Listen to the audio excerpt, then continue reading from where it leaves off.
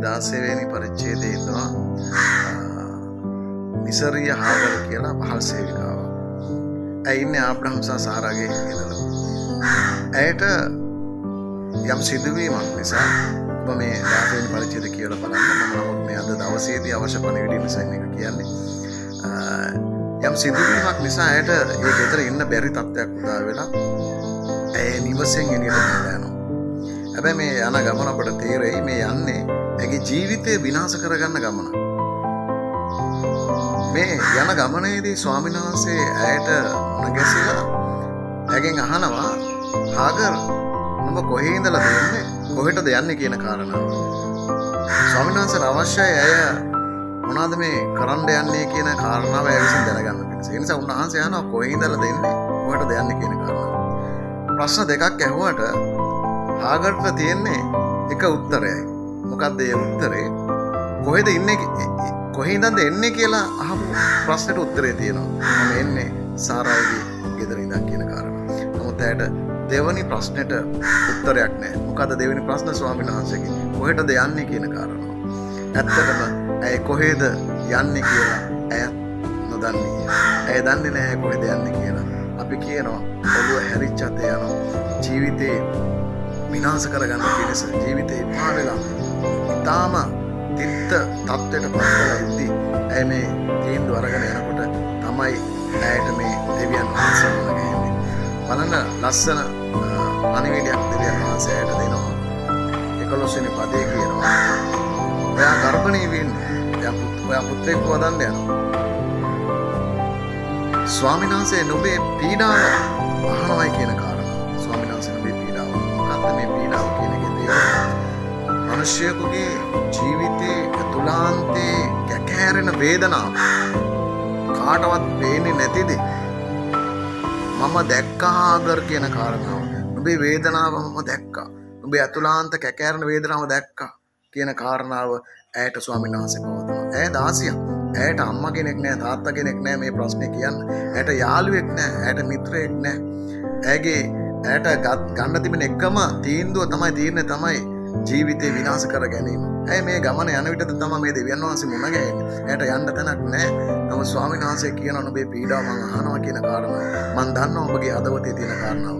මේ වගේ ඔබත් මමත් සමහර අවස්ථාවලදී අප අතර ඉන්න සහෝදරයෝ ගොඩක් අය තමන්ගේ ජීවිතය ඇතුළාන්තයේ කැකෑරෙන දේ කියා ගන්න කෙනෙක් නැතුව ඉන්නවා වෙන්නට පුළුවන්.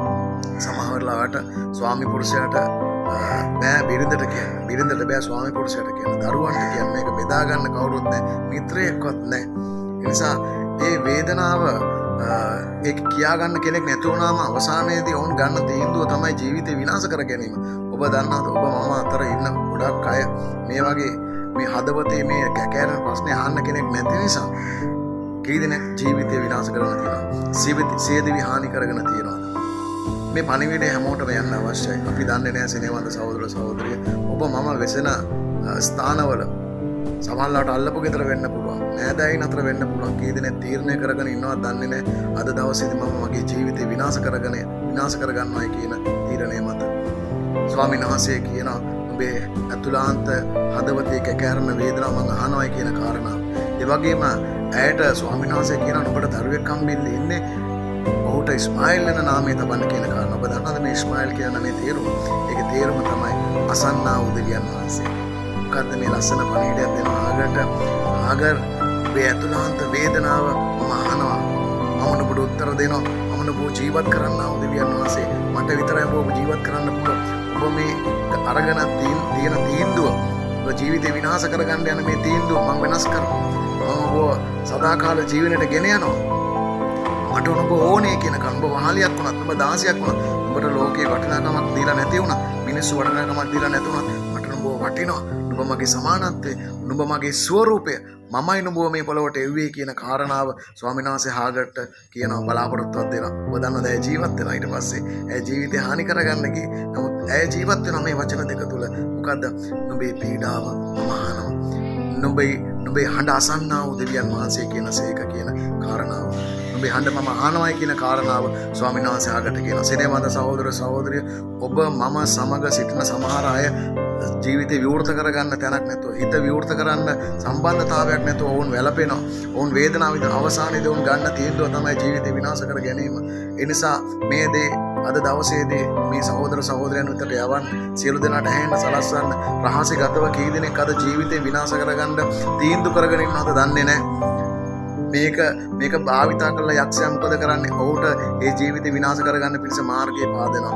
ඒ නිසා සෙනෙහවන්ත සහෝදර සහෝදරිය ඔබ මම අතර බොහෝ අය ඇති අද දවසේදී මම ජීවිතේ විනාශ කරගන්නවා කියලා. ඔවුන්ට කියන්න ගිහිල්ලා මේ පණිවිඩය කියන්න අසන්නා වූ දෙවි කෙනෙක් ඉන්නවයි කියන කාරණාව.